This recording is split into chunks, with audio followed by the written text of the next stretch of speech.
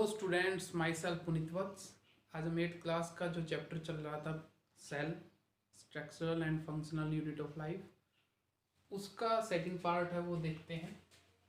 अभी हम पढ़ेंगे एनिमल सेल के बारे में। सेल के जो कंपोनेंट है वो देखते हैं, क्या क्या इनके अंदर सेल ऑर्गेनेलिज होते हैं उनके बारे में भी जानेंगे। सबसे पहले स्ट्रक्चर की बात करें तो कुछ इस प्रकार से स्ट्रक्चर होता है एनिमल सेल का। जो आउटर मोस्ट लेयर है ये सेल की, इसको सेल मेम्ब्रेन कहा गया है।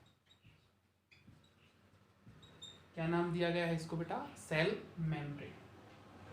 यहां पर सेंटर के पास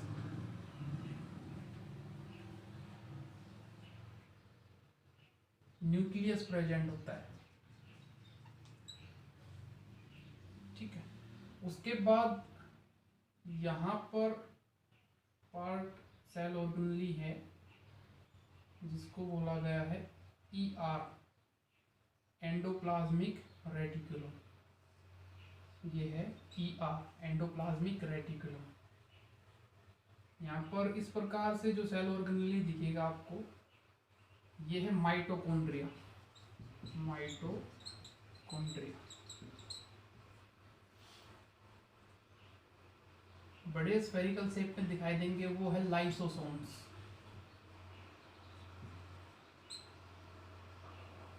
छोटे छोटे इस प्रकार से स्फेरिकल स्ट्रक्चर आपको दिखाई देंगे, ये है राइबोसोम्स।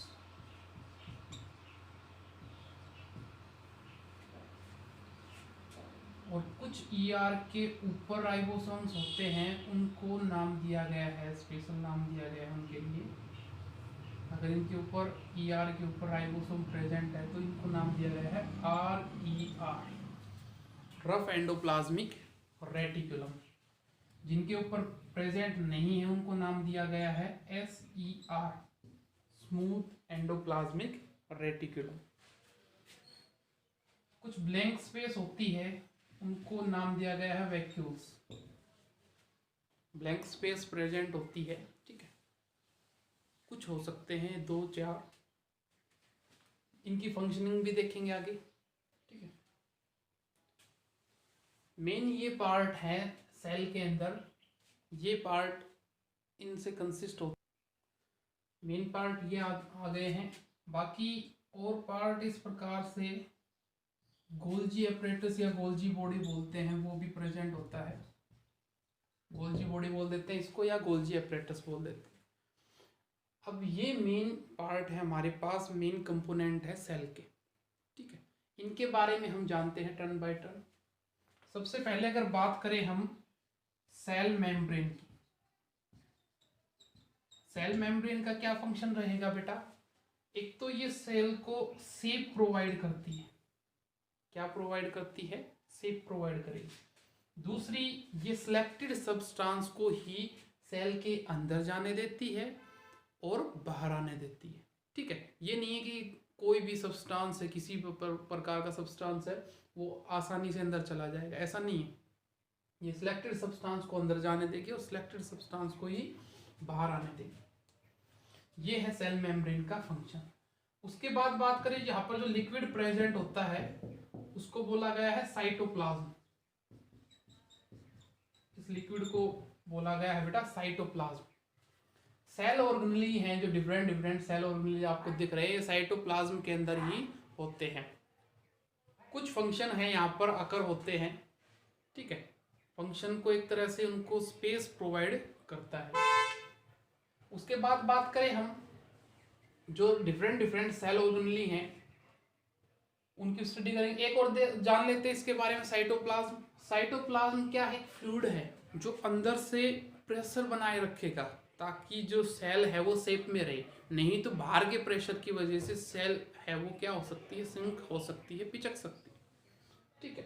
और इसके अंदर जो सेल के अंदर होने वाली एक्टिविटीज है वो कहाँ पर होती है? साइटोप्लाज्म के अंदर ही। उसके बाद अगर हम बात करें, जो मेन पार्ट है सेल का, न्यूक्लियस। न्यूक्लियस क्या करता है बेटा? ये पूरी जो सेल है उसका ब्रेन कहा गया है इसको। Brain of the cell is known as nucleus, या न्यूक्लियस को सेल का ब्रेन कहा गया है। क्यों? क्योंकि जो भी एक्टिविटी होगी, जो फंक्शन होते हैं सेल के अंदर, सब कंट्रोल कौन करता है? उसको न्यूक्लियस कंट्रोल करता है। उसके बाद अगर बात करें हम राइबोसोम्स की, राइबोसोम्स हैं ये प्रोटीन सिंथेसाइज करते हैं, प्रोटीन बनाते हैं। क्या बनाते हैं बेटा? प्रोटीन बनाते हैं। बात करें गोल्जी बॉडी की या गोल्जी एपरेटस, ये एंजाइम्स रिलीज करते हैं, एंजाइम्स और हॉर्मोन्स। ठीक है, वो एंजाइम्स डिफरेंट एक्टिविटी में सेल की मदद करते हैं। माइटोकॉन्ड्रिया, इस प्रकार की जो शेप है इसको क्या नाम दिया गया है? माइटोकॉन्ड्रिया। माइटोकॉन्ड्रिया को powerhouse of the cell के नाम से भी जाना जाता है। क्यों? क्योंकि जो भी फूड से एनर्जी निकलती है, यहाँ से प्रोड्यूस करवाते हैं, वो कहाँ पर स्टोर होती है? माइटोकॉन्ड्रिया के पास होती है एटीपी के रूप में, एडिनोसिन ट्राइफॉस्फेट के रूप में माइटोकॉन्ड्रिया के पास एनर्जी स्टोर होती है सेल की। इसलिए इसको किस नाम से भी जाना जाता है बेटा? Powerhouse of the cell. बात करें उससे आगे ईआर की, एंडोप्लाज्मिक रेटिकुलम, ये क्या काम करते हैं? मेनली इनका ट्रांसपोर्टेशन का काम है। फूड आइटम है या अदर सब्सटेंस है, उसको ट्रांसपोर्ट करना है सेल के अंदर ही, तो वो एंडोप्लाज्मिक रेटिकुलम करते हैं। अब एंडोप्लाज्मिक रेटिकुलम टू टाइप्स के हो गए, जिनके ऊपर राइबोसोम्स है वो तो RER, रफ एंडोप्लाज्मिक रेटिकुलम। जिनके ऊपर नहीं है राइबोसोम वो क्या हो गए? Smooth endoplasmic reticulum. उसके आगे अगर बात करें हम वोक्यूल्स की, ये क्या काम रहेगा इनका? मेनली स्टोरेज का काम रहेगा। ठीक है, फूड आइटम या अनदर कोई मान लो डाइजेस्टेड फूड आइटम है, वो हो चुका है डाइजेस्ट, फिर कुछ एक्सक्रिएट के लिए वहाँ पर बचा है, ठीक है, वेस्ट बचा है, तो वो यहाँ पर स्टोर हो सकता है।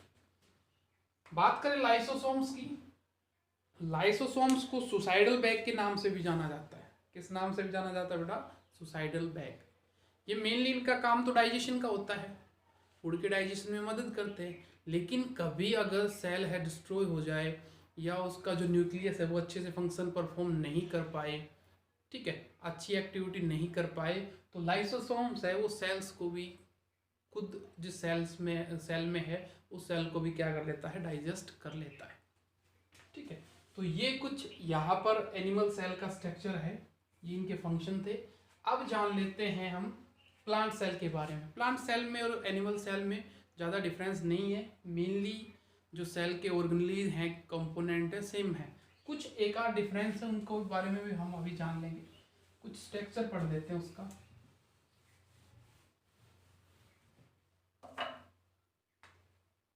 इस प्रकार से कुछ रेक्टेंगुलर शेप होती है उसकी।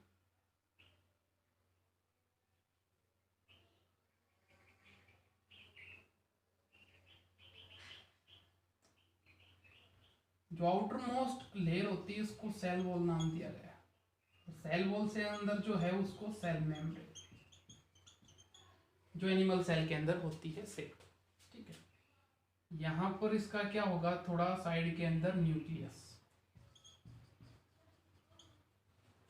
यहाँ पर इसके पास, उसके अंदर जो वोक्यूल था एनिमल सेल के अंदर, सेम वही वोक्यूल इनके पास भी होगा, लेकिन ये क्या रहेगा? थोड़ा बड़ा रहेगा, लार्ज। ठीक है, यहाँ पर ER यहाँ पर भी मिलेंगे आपको, गोल्जी बॉडी यहाँ पर भी मिलेगी आपको, एंडोप्लाज्मिक रेटिकुलम ये हो गया, गोल्जी एपरेटस बोल देते हैं, गोल्जी बॉडी बोल देते हैं। ठीक है, राइबोसोम्स रहेंगे इसके पास। लाइसोसोम्स है वो हर प्लांट सेल के अंदर प्रेजेंट नहीं रहते, कुछ प्लांट सेल के अंदर प्रेजेंट भी होते हैं, सबके पास वो प्रेजेंट नहीं होते। यहाँ पर जो लिक्विड होगा वो क्या है? साइटोप्लाज्म। ठीक है, ये वोक्यूल्स हो गया।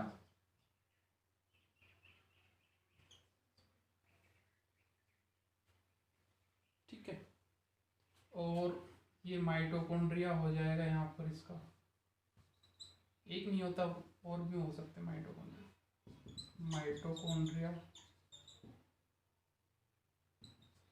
और यहाँ पर ऐसी ही शेप का माइटोकॉन्ड्रिया की शेप का हमें ऐसे देखने को मिलता है, इसको बोलते हैं क्लोरोप्लास्ट। क्या नाम दिया गया है इसको? क्लोरोप्लास्ट। ठीक है, ये कुछ बेसिक स्ट्रक्चर है प्लांट सेल का। फर्क क्या है इनके अंदर?